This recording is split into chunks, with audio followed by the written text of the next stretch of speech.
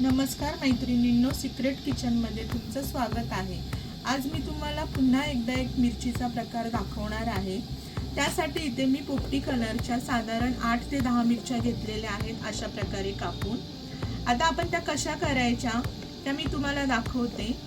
पण ही मिरची आपण बनवणार आहे तेलात आणि मिठात। तर चला बघूया आपण त्याच्यासाठी काय करायचं ते।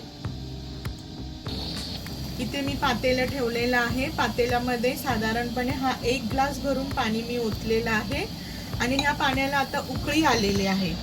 त्या पाणी उकळी आलेली असताना त्यामध्ये आपण साधारण 2 छोटे चमचे तेल घालायचं यामध्ये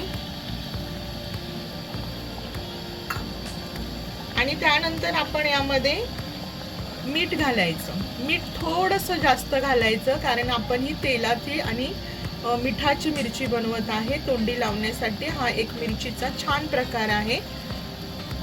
आता आपण हे पाणी उकळलेल्या पाण्यामध्ये ह्या मिरच्या घालून घ्यायच्या।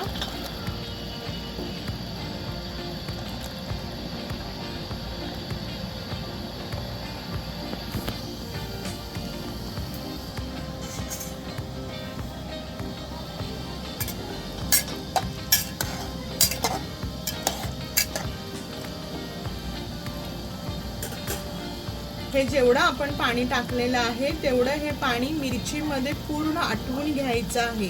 त्याच्यामुळे आता हे पूर्ण पाणी आटेपर्यंत आपण वाट बघूया।